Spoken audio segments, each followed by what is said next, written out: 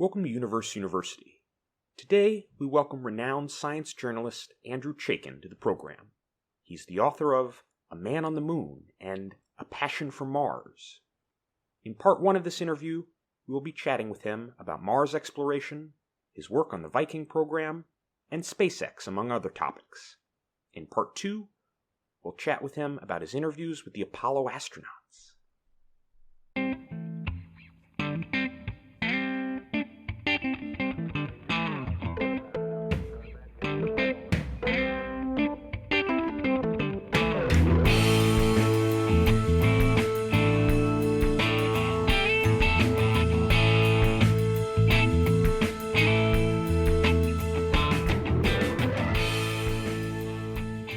Welcome to the program. It's an honor to have you here. Thank you for having me. So, my own personal fascination with space began in my childhood, and I think that's probably pretty common for a lot of people who catch the bug. And I understand you have an amazing story about meeting Neil Armstrong when you were a teenager, but your fascination with space goes back well before that. Is that correct?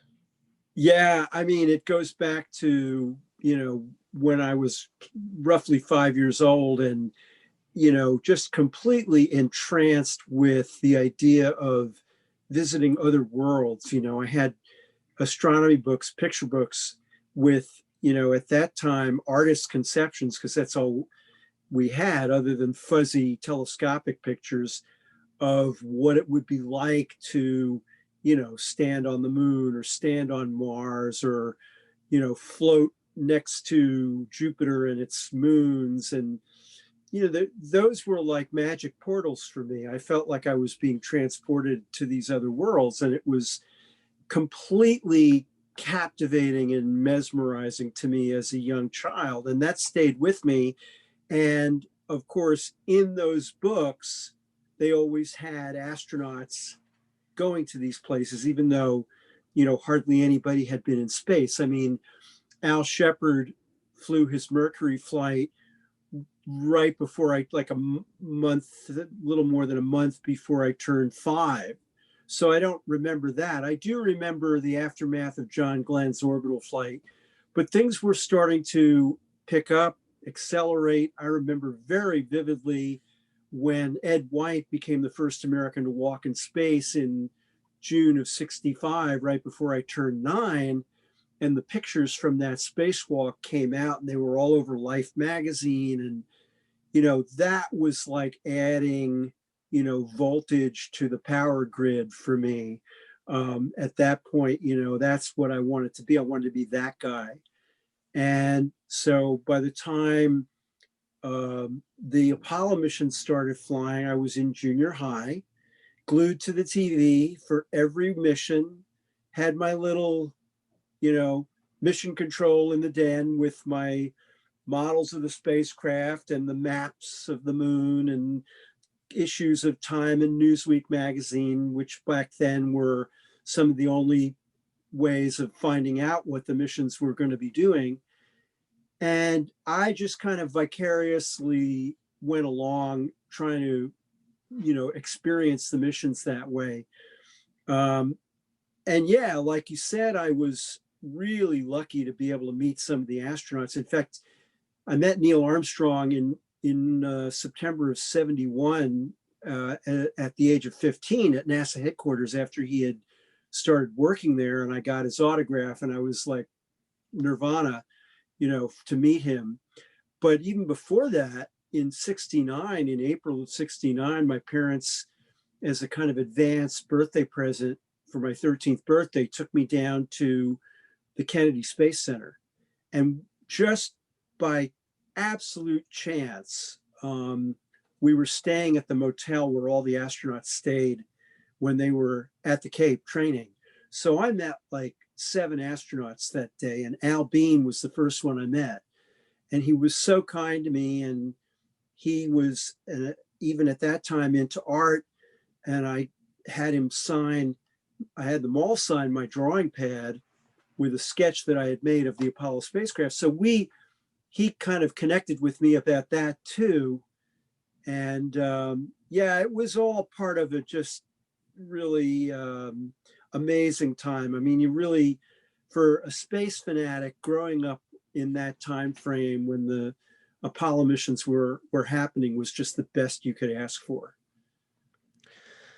So you've obviously written extensively about the moon, but you also worked on the Viking program very early on in your career, and you're in interviews very sort of humble Yeah. about the role that you played in all that. But can you tell us about the day that Viking landed on the surface of Mars? Because I imagine the excitement that day for those working on the program must have rivaled that of July of 1969 when Neil Armstrong landed on the moon.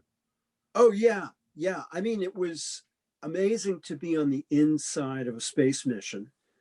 Um, I've sort of come to appreciate it more. I mean, I appreciated it at the time, but even more as I've looked back on it as an adult. Because when you're 20 years old, you really are not capable of, at least I wasn't capable of really taking in the dimensions of the experience, the magnitude of it, the sense of being involved in something of the scope of a mission like Viking, which was really at that time kind of the equivalent of the moon landings, like you say, because it was the first time anybody successfully landed on Mars. But I do vividly remember the morning of the landing. I was up in the geology rooms. Um, I was a student intern and really kind of very low on the totem pole, pretty much as low as you could get, but still there, part of the team, and sitting with some of the geologists watching the monitors, waiting for the first pictures to come down after the landing. The landing was at just, I think it was like 5:30 in the morning or 5:45 in the morning Pacific time at the Jet Propulsion Lab in Pasadena, California. And my professor, my geology professor, Dr. Thomas Much, M-U-T-C-H, Tim Much as we called him, was on the JPL feed explaining what was about to happen. He was the leader of the camera team, and he was my geology professor from Brown University. So I'm watching him being interviewed by the JPL commentator, and he's leaning forward, waiting for the first picture to come in. And then it switches on our monitors. We could see the actual data coming in, just like the world could, but we probably saw it a fraction of a second earlier. And it was just 5 lines of data that came down the screen from top to bottom like that, like they were being dragged by an army of ants. And then there was a pause, and then 5 more lines of data were added, and then 5 more. And so it was like a window was opening from one side of the screen to the other. And all of a sudden we began to notice little pebbles and little drifts of sediment. And it was phenomenal. I mean, it was like time standing still. And to realize that we were looking for the first time in human history, we're looking at the surface of Mars from the surface. So that has remained very vivid in my memory. I wrote a book called A Passion for Mars, which I guess is still available. I guess if you go to Amazon or something, where I write about that experience and a lot of other things having to do with Mars exploration. That was very cool. But I have to say, the Viking experience also planted seeds of doubt in my mind about what I wanted to do with my life, because I realized that I didn't really want to be a practicing scientist. So I came back from Viking and continued at Brown going into my junior year with a kind of an identity crisis that didn't really get resolved until a few years after college, when I started writing about space exploration. And that turned out to be a perfect fit for me, because it kind of combined the left brain aspects of the science with the right brain creativity that I needed. And in between there, I had done about a year and a half at the Air and Space Museum working for Farouk El-Baz, the Egyptian-born geologist who helped train the Apollo astronauts, but was mostly at that time studying deserts and comparing the deserts of the Earth with Mars. And I actually published a scientific paper with him and one other scientist as co-authors. So it was a cool little progression. That's fantastic. I kind of consider Farouk El-Baz to be almost as legendary of a figure as the astronauts, and he has a career that extends well beyond just the Apollo missions, as I understand it. Right. Well, he started out as a geologist who became fascinated with the moon and turned himself into kind of an encyclopedia of the moon. And in that capacity, went to work for a company called Belcom, where a number of geologists worked as advisors to NASA on the scientific aspects of the moon missions. So Farouk ended up being one of the guys who did the training of the astronauts to observe the moon from orbit and get them fired up with curiosity about what you could discover looking out the windows of little windows of an Apollo command module and observing the moon with your own eyes from that orbital height of 69 statute miles, 60 nautical miles.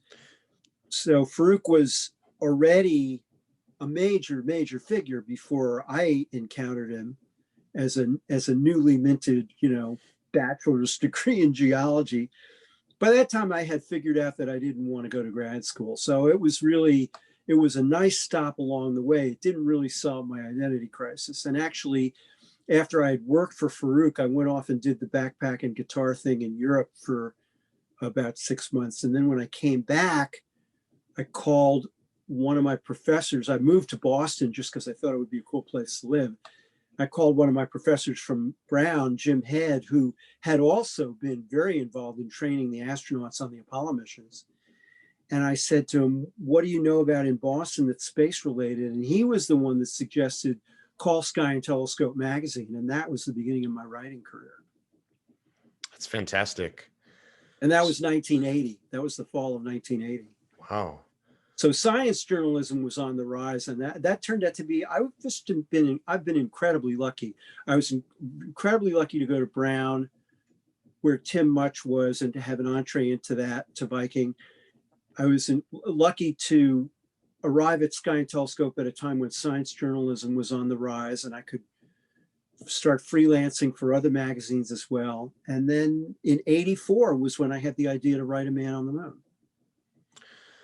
So I absolutely want to talk about your extensive work regarding the Apollo moon landings. But one last question on Mars that I had is, in our previous podcast, we interviewed Dr. Robert Zubrin, who's the founder of the Mars Society and an old friend of Elon Musk. And he's a strong advocate for human Mars exploration, just as you are. But he's kind of a controversial figure to some extent, I think, in the community. And he's even kind of criticized NASA very aggressively on some of their comments about everything from the threat radiation poses to astronauts in space, as well as planetary protection protocols that NASA has regarding microbes from Earth going to Mars and vice versa. Can you comment at all on sort of how he's viewed in the community? Because he's a very passionate advocate for space exploration, which is certainly positive. Well, Bob is a classic example of a disruptor. We need disruptors in this world because we need to be shaken out of our mindset in order to make progress. If we get, and this is what by the way, as a kind of a side note here, for the last 10 years, what I've been doing mostly is working on mindset as a factor in success and failure in space projects. And this was at the request of NASA that I started this work. I'll tell you something that you probably don't know about Bob Zubrin, which is that he and I went to the same high school. On Long Island in Great Neck, New York. Great Neck North Senior High School. I was class of 74, and I think Bob was class of 70.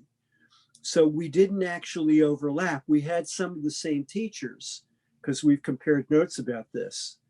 So Something in the Water, I mean, Peter Diamandis, who you probably heard of and is also a very well-known figure now and a challenger of paradigms, also went to Great Neck North. I think he was 4 years behind me.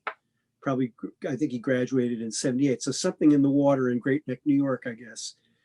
But going back to Bob, Bob, disruptors are strong personalities. They have to be to do what they do. And Bob has been a really influential figure.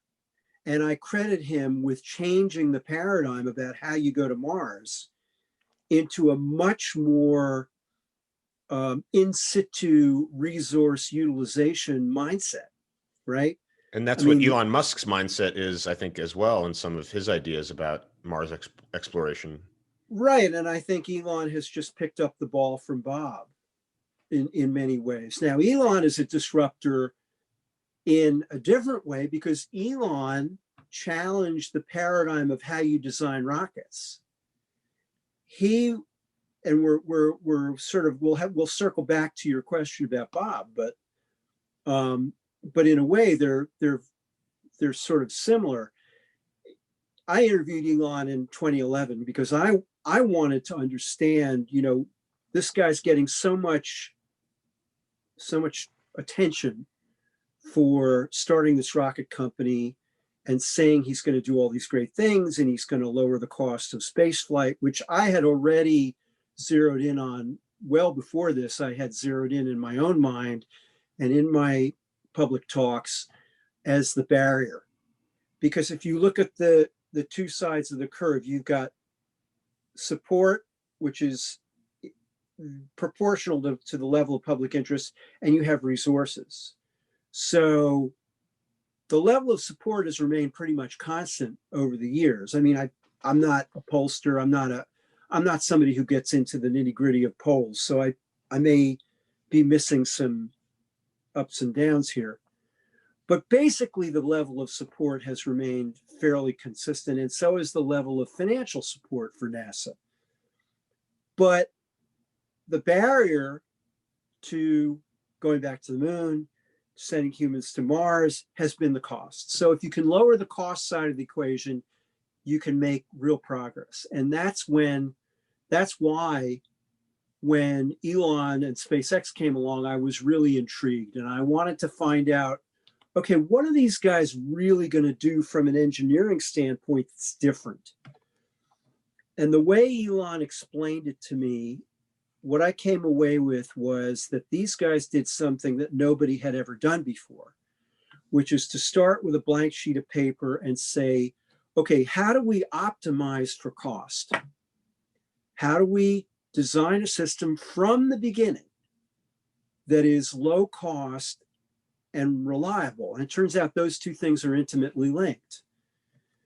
And by starting with that initial condition, if you will, they then said, okay, you want to have both stages use the same kind of engine. So you don't have to manufacture two different kinds of engines. You want them to be the same diameter so you can use the same milling machines.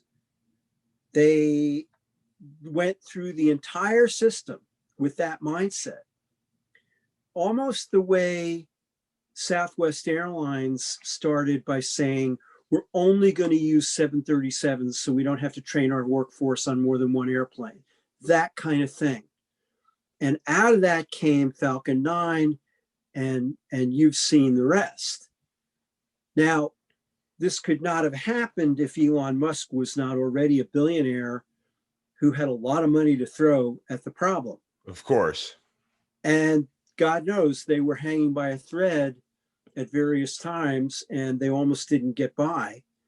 Thankfully they have, and they've done things that NASA would never have been allowed to do, like recovering the first stage of the Falcon 9 by this propulsive landing business, which, by the way, turns out to be crucial to human Mars missions, right? When I was writing A Passion for Mars in the mid 2000s, and I would talk to Rob Manning, who's an old friend from Pathfinder days, Mars Pathfinder, which I wrote about and met him and the team doing that and stayed friends. Rob said to me, you know, we don't know how to land a ship that's big enough to carry humans on Mars because you're flying into your exhaust plume at supersonic speeds, or no, I guess it was not supersonic by that time. I guess it's hurricane force winds blowing your plume back at you. We don't know how to do that. We don't know if we can do that. Elon did an existence proof of a retropropulsive landing in Martian conditions because at the beginning of the burn, you're up at 100,000 feet where you're basically operating in Martian conditions.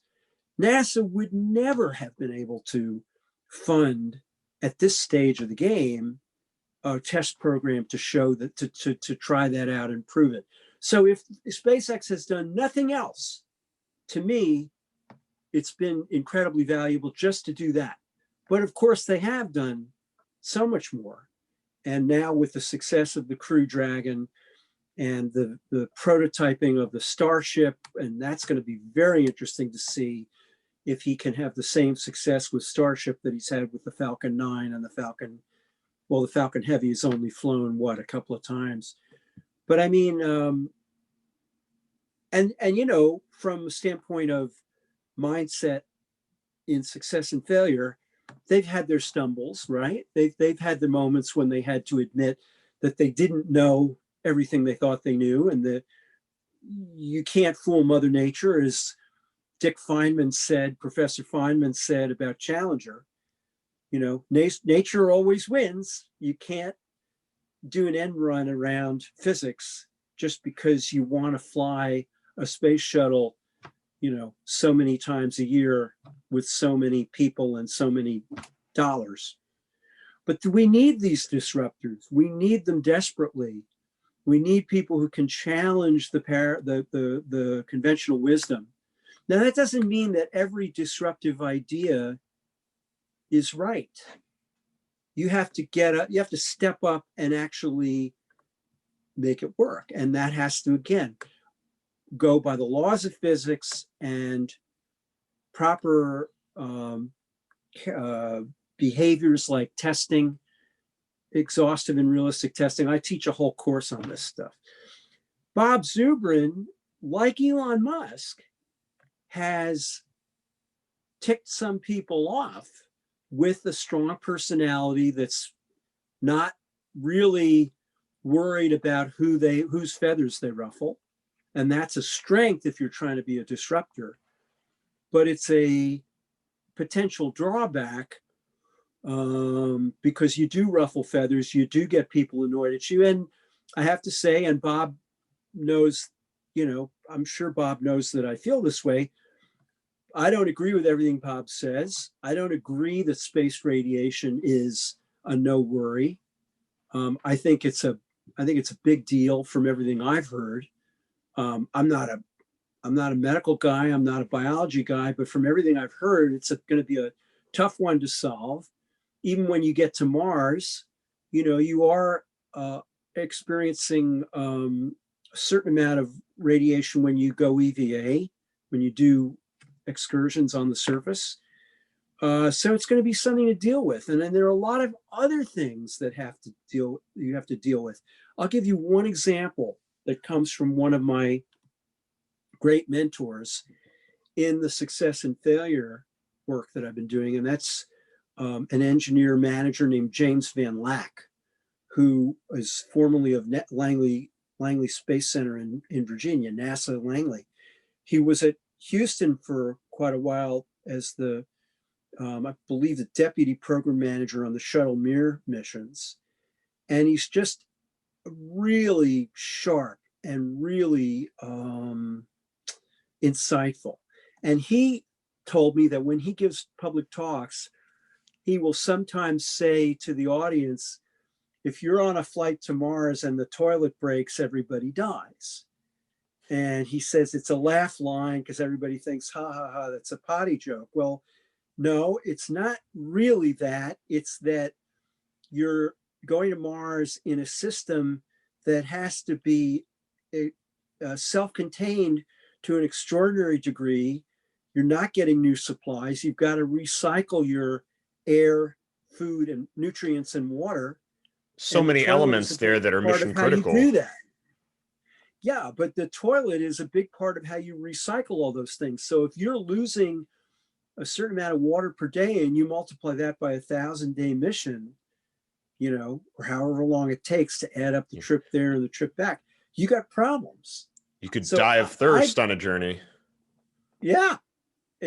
So I feel that Mars is the Mount Everest for the human species in terms of exploration. And I think we have a long way to go before we're ready to try that. Now, there's it's a risky endeavor and you have to accept a certain amount of risk, but you don't want to accept risk blindly. You want to do it in a way where you can manage the risk as well as possible. On the subject of disruptors, would you say that intentionally or even unintentionally that President Kennedy might have been the ultimate disruptor when he made his pledge to land a man on the moon by the end of the decade? Yeah, I hadn't thought about it that way, but I like that a lot. I like that description of him. Yeah. And I think it fits with his whole mindset coming into the presidency of, we're a younger generation than you've had in this office before. The guy who came before him, Dwight Eisenhower, was, I don't know exactly how many years older, but Kennedy had been born in 1917 and Eisenhower had been born in the late 1800s. So Kennedy made a point of saying in his inaugural speech, the torch is being passed to a new generation born in this century. So Kennedy's whole thing was new frontier, new, younger mindset. And yeah, part of that is we're going to challenge the existing paradigms. We're going to challenge the accepted ways of thinking about things.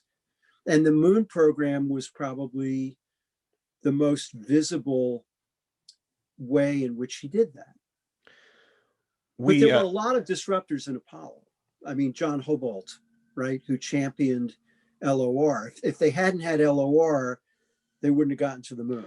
Yeah, I understand that before John Hobart, Werner von Braun was talking about the possibility of doing something almost similar to Elon Musk and landing a very large rocket-type craft backwards onto the surface of the moon. Right, and that's not impossible. If you're von Braun and you're thinking about doing it on the moon, there's no atmosphere to be a problem. So you don't have that issue. The problem that they did have as they started to think about it, a 60-foot high vehicle that would actually carry out the landing, is giving visibility to the pilots as they came down. And also the center of gravity would be pretty high off the ground in that design. I think if you want to learn more about this, I would really recommend the audience to look up the book Apollo, The Race to the Moon by Charles Murray and Catherine Cox. Beautiful book, brilliant book, where they really get into the heads of the engineers who were working all the way through Apollo, the engineers and the flight controllers. And they talk about that. They talk about the difficulties of Earth orbit rendezvous and that very large ship having to land on the lunar surface. We started off... But let me just add one sure. thing, which is the biggest problem with EOR, Earth Orbit Rendezvous, was you needed 2 Saturn V's to do it because you had so much mass, you had to refuel it before you could send it to the moon. And then you had all this mass you're bringing down into the lunar gravity well. The leap of insight, not so much from Hobart, but from the people whose work he championed, was, wait a minute, we don't have to bring all that mass down into the lunar gravity well. We can keep a large fraction of the mass in orbit although we don't need nearly as much as we would otherwise, even in orbit. And then we can have this much smaller vehicle to go down to the surface, a very specialized job, go back to lunar orbit, and then we can do the whole mission with one Saturn V. So we started off our podcast with a 3-part series on the space race. And I think you and I would probably agree with the fact that the Apollo moon landings were one of the greatest, if not the greatest adventure in all of human history. But the concept of landing a man on the moon, that was not really an idea that sprang from President John F. Kennedy's mind, or even from the United States government or Lyndon Johnson. That was an idea that had been around for a long time. Prior to that, we just finished a podcast recently about American rocket scientist Robert H. Goddard, who was talking about in 1920, as I'm sure you know, wrote about in 1920, sending rockets to the moon, and was mocked by the New York Times for doing so. So my question is, I'm told that historians don't like to deal with counterfactuals a lot. They don't like all the people who want to ask what would have happened if circumstances in history were a little bit different. Let's play what if. But I can't help but wonder, in your opinion, do you think that the United States or any other nation would have landed human beings on the moon decades ago if it weren't for President Kennedy's pledge? Do you think eventually someone would have attempted it in the 20th century? The Soviet Union had plans to do so, but I understand that Nikita Khrushchev's own son once claimed that the Soviet Union wasn't really even close to doing so in the way that the United States of America was able to do so. Well, NASA, even before Kennedy became president, NASA was thinking about sending humans to the moon. And I believe the name Apollo was even floating around. I could be wrong about that.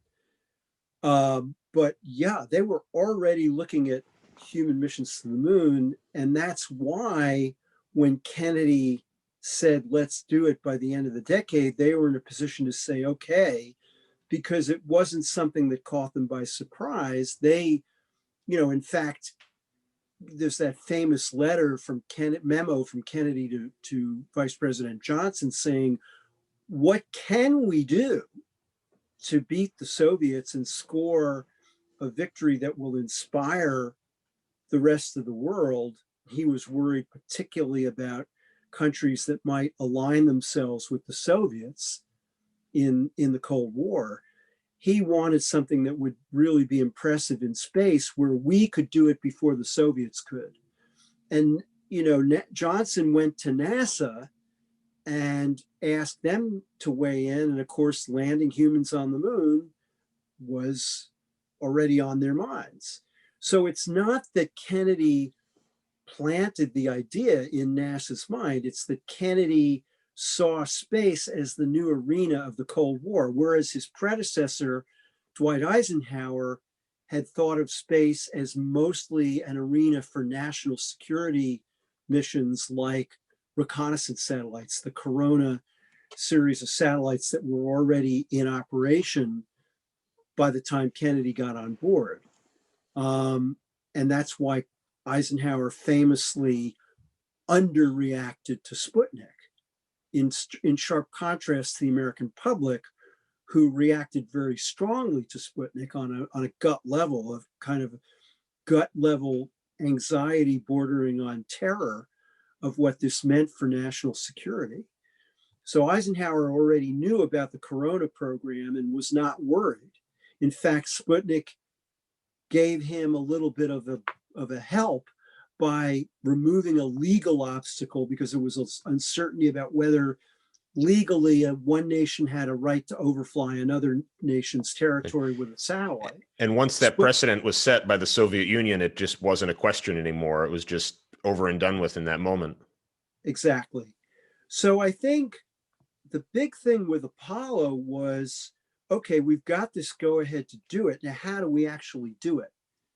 And that's why Apollo was such an amazing story, because they actually figured out over the course of the next, less than 8 years how to do it with some very serious obstacles along the way. Just to give you one example, the F1 engines, the monster engines on the Saturn V first stage, each of which produced 1.5 million pounds of thrust. Well, they had a potentially showstopper problem called combustion instability that caused a number of F1 engines to blow up during testing. And then back in those days, they didn't have computational fluid dynamics. They didn't have all the high-powered computational tools that we have now. They had to solve the problem by trial and error with very, incremental changes to the shape of the baffles in the injector plate and the size of the holes that the kerosene and liquid oxygen would come through, and so on and so on and so on. And they finally solved it through that empirical process. Going back to your question of whether we would have gone to the moon if Kennedy hadn't challenged us to do so, Eisenhower was keeping the space program at a low simmer. There's a famous story about a meeting. I believe it's after he had approved Project Mercury, or maybe they were debating. I'm trying to remember, my memory's failing me a little bit, but this is easy to look up. And they were debating, the amount of investment to make in the space program. And somebody at the table, a cabinet member, I think, Eisenhower's meeting, said, yeah, if we let him go into space, the next thing they're going to want is go to the planets. And everybody in the room kind of laughed. And so that was the attitude about space before Kennedy got in. And Kennedy was not a space fan. He said as much to Jim Webb in the Oval Office in, I think it was the fall of '62. I'm not that interested in space, was what he said. Tell me that we're going to get to the moon before the Soviets, because otherwise, why am I spending all this money and these things wreck our budget? Because I'm not that interested in space. Webb, on the other hand, was arguing for a much more broad portfolio for NASA that included robotic missions to the planets and so forth. Yeah, and you identified earlier, sort of in regards to Mars, this dichotomy between public support and public interest, which exists and is almost fairly stable across time, versus political support and money and funding and all that. And I suppose both have to come together in a lot of cases before we take on these really immense projects. Yeah, and Neil Armstrong, there was a symposium that was held at Caltech a few years after Apollo ended. Jack Schmidt was doing a kind of a residency at Caltech for a little while, and he brought together a bunch of the astronauts, flight directors, other managers, and they talked about Apollo in a kind of closed door session. And I've heard this story from a couple of different people that when it came Neil Armstrong's turn to talk, he got up and he started by talking about his farm, because by this time he had retired from NASA, was teaching at the University of Cincinnati, and he had a farm in rural Ohio. And he said, I have a bunch of cows on my farm, and I sometimes go and watch them in their field, and they seem to wander around aimlessly, but then every once in a while some organizing event will happen, like somebody comes to the gate with something for the cows to eat or whatever, and they all kind of line up and they move in a certain direction, they move in the same direction. And he said then he went to the board and he drew kind of curves, sine wave type curves, that represented different forces in history, political support, economic strength, technology, and so forth. And he said what happened with Apollo was that Kennedy came in and all these curves lined up. And so that created the moment that was, possible for Kennedy to propose something as audacious as sending humans to the moon for the kind of money that it would cost, and actually have it adopted. So one of the things I think it took space fans a long time to come to grips with was that Apollo was not a model for how you do a space program. Everybody thought all we needed was a president to get up and make a speech and everything else would fall into place. Well, we had two different presidents, both of them named Bush, spaced by about 15 years apart, getting up and saying the same thing, go back to the moon and then on to Mars, and it didn't happen.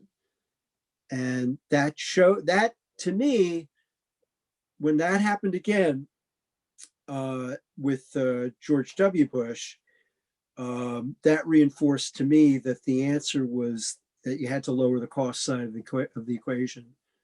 And so that's why I've been a big advocate of what SpaceX and other companies, Blue Origin and so forth, are doing. Yeah, that makes a lot of sense.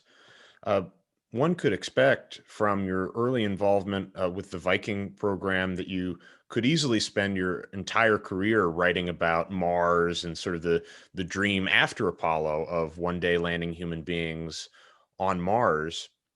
But we spoke recently with former NASA historian Alex Rowland on the program, and he talked about sort of working at NASA as a historian while they were landing people on the moon, and the idea that everybody, of course, realized, both in NASA and in the American public, everybody realized what an immense event this was historically, and there was extensive writing and commentary surrounding it. So I guess my question is, in making your decision to devote years of your life to writing about Apollo with your first book on the subject, what was it beyond your own personal passion for it? What was it that drew you to the subject? And what was it that convinced you that something more could be done, that something about the experiences of these men could be captured in a different and dynamic way?